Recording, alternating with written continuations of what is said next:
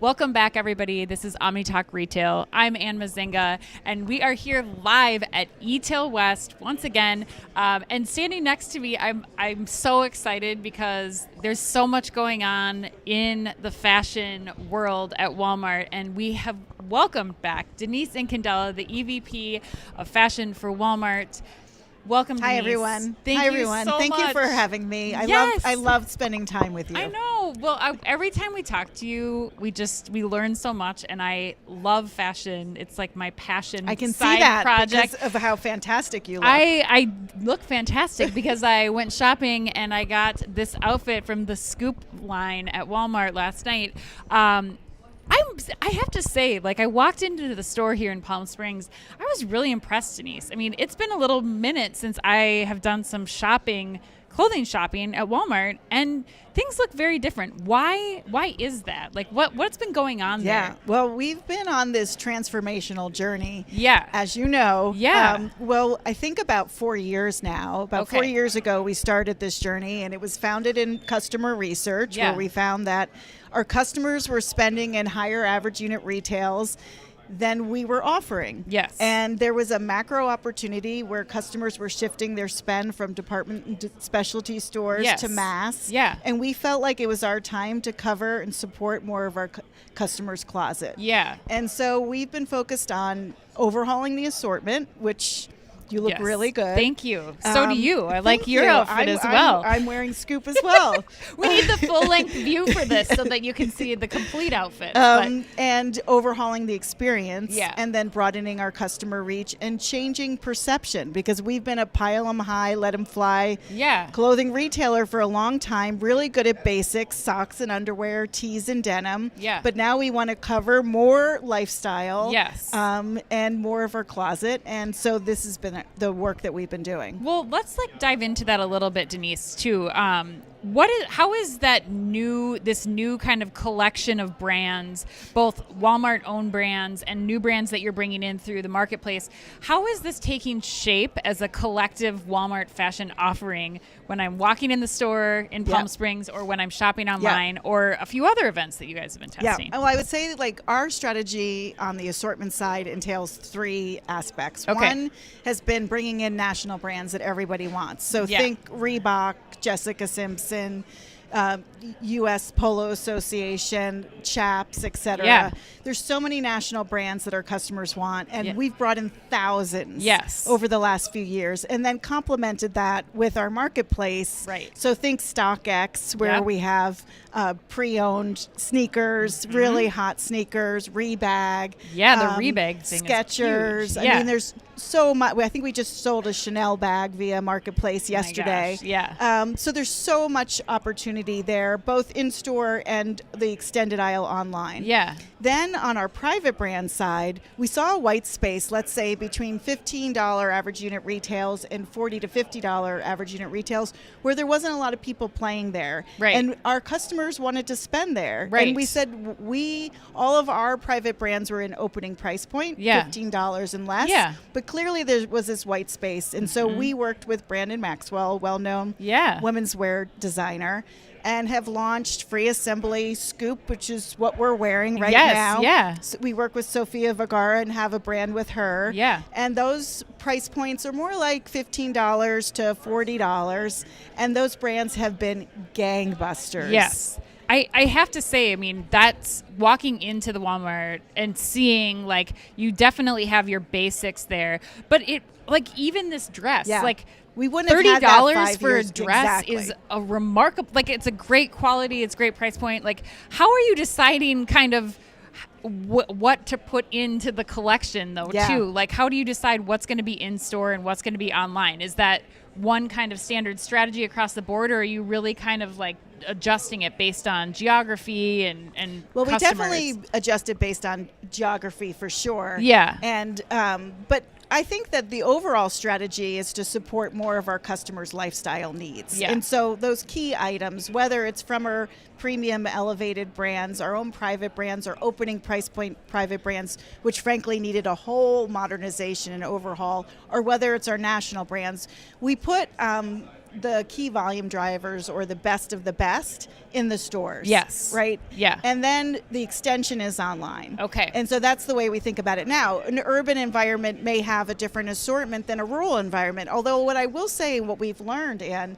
is that originally we put these more premium, elevated private brands, where we now have designers making them and all this good stuff, in the urban, suburban, higher income stores. And what we found was our rural store operators said, no, we're the only game in town. We need to have these brands too. Great. And so now we're expanding the store base because everybody wants these brands because the price points are so unbelievable, compelling. When in a rural environment where we're the only game in store, those customers want those brands too. So you're doing some exploration outside of the Walmart box. Yes. I want to talk a little bit about that because I was so devastated that I couldn't make the Scoop pop-up shop. We were sad to miss you. In New York, but talk a little bit about some of these other extensions that you're trying and what brands that you'll be featuring there and kind of what the future of that looks like. Yeah, so I will say, just to reinforce, 3 aspects of our strategy: changing the assortment, improving the shopping experience online and in store, and then changing perception and broadening our customer reach. So to change perception and broaden our customer reach, we have all these experiential events. Think pop-up shops with New York Fashion Week, both fall and most recently in February, and I'll talk a little bit more about that. We did an event with Sofia Vergara last summer. We had a van that went, a style bus that went to 40 cities throughout the country to showcase our assortment. But the pop-up shop that we most recently had, our first transactional pop-up shop in our history, and I think the first transaction ever for Walmart in New York City. Wow. An hour line to get in. We had to go back to the Philly DC and get more inventories. 4 days we had to make a run to the DC to get more inventory. It was so much fun, and the energy was through the roof. It was 2 brands, and we did more sales with those 2 brands on average per day than our average store does with 400 brands. Wow. I mean, that's the New York. Wow. Yeah, that was the New York reception. And an example of why it was so compelling, a $34 jacket. A man comes up to me and asks, how much is that jacket? And I say 34. And he says, 3,400? I said, no, 34. That was the energy that we were getting in that store because the assortment looked so great and people were just, New York was blown away by our prices and style. Gosh. So, okay, Denise, you're a longtime fashion executive. You've been at Saks. You've been at Ralph Lauren. Yep. How then do you go back to Walmart, a retailer, really focused on everyday low prices, focused on being that one-stop shop for the consumer? How do you go to your partners on the executive team and say, we have this success with the pop-up shops, now what? Like, what's the future of that? Like, what do you say to them, or what do you think is important about the strategy and the continuation of concepts like this when you were scaling them beyond just the New York Fashion Week cities? We've been punching below our weight at Walmart in fashion. Yeah. We are the #1 food retailer in the United States, huge consumables business. Fashion was very big, mostly T-shirts, underwear, and denim, and that was it. And so I think we all appreciate, with the highest margin in the box, that fashion needs to be much bigger, both in store and online. So there's a lot of excitement and commitment to ensuring that fashion is a success. Right. Want to make sure that we continue to support our I think what people would have thought our customers were in the past, which are those customers lower household income, more southern, more rural, and they frankly shopped with Walmart because they had to shop at Walmart. And we take our responsibility to support those customers very seriously. But there's other customers in the box, higher household income, that want to buy fashion because they want it, not just like they have to have it. And that's the part that is a new strategy for Walmart that everyone is getting behind, and changing perception is a big part of that. How important do you think the marketplace is in all of this, in building this cross-functional or cross-brand shopping experience when it comes to fashion? Yeah, critical. I mean, I have a digital background. I've worked in digital for 20 years. And I would say that a couple of things. One, we can't win in fashion without being relevant and big in digital. And we can't be relevant and big in digital without having a really robust marketplace. Yeah. So marketplace is a key because we want to provide the endless aisle to our consumers. And if they want to come in store, we have a great assortment in store.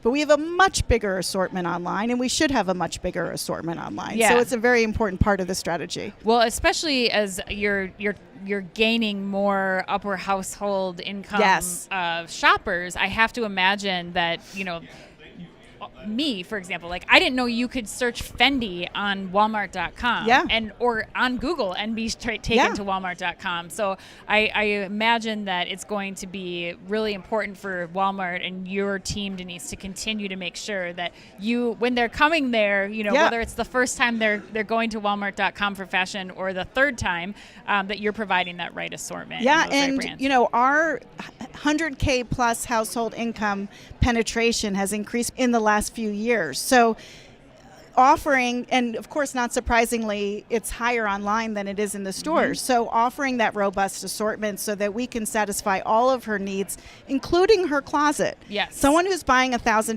TV can probably spend $20 on a dress. Yes. And so someone who's buying a $200 KitchenAid can probably, prefers to spend $20 on a dress or more. So what we weren't servicing her before. Right. And so now we're saying, you know what, we should be servicing her closet in a much more powerful way, not just denim and tees, but her lifestyle needs, which is what you and I are wearing now. Yeah, I mean, again, very impressed by the shopping experience from swimwear. When I caught myself adding so many things to my basket, I was like, I like this, and I like this. We appreciate that. Yes. Well, well, Denise, in closing, I'm curious now, as you set out on 2025, what are the things that you're really going to be focused on to continue the momentum that you built over the last couple of years? What kind of, whether it's technology or store experiences or assortment or strategy, what's kind of top of mind for you? Yeah, I mean, there's a couple of big things. So one, we continue to modernize our own private brands. Okay. We've had some big relaunches. We've retired some big billion-dollar brands and launched as new brands. We've got some other brand relaunches and new brands coming up. So we're really excited about that for this year because our assortment is everything.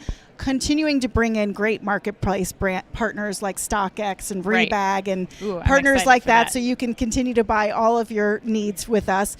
We're rolling out our store of the future, which is, mannequins and digital displays and feels much more like a fashion shopping experience. It wasn't in your Palm Springs store, but we're going to, to hundreds and hundreds more stores. We have 4,000 doors. And we're in almost a quarter of the doors today. And we'll continue to roll that out. And then, continuing to change perception. So it might be a fashion authority partnership. It might be more experiential opportunities. It's certainly our creator program. And it might grow influencers. Yeah. And then underpinning all of that is figuring out ways to leverage AI so that we can be much more efficient. We can bring personalization to the customer, and we can improve our shopping experience. Amazing. Denise, I'm so excited. Thank you so much for taking time with us today. Thank you for having me. Denise will be on stage here in just a few moments at eTail, so please stay tuned. Want to give a big shout out and thank you to Net Elixir for making all of our coverage here at eTail possible. You can check them out at booth 501. And until next time, be careful out there.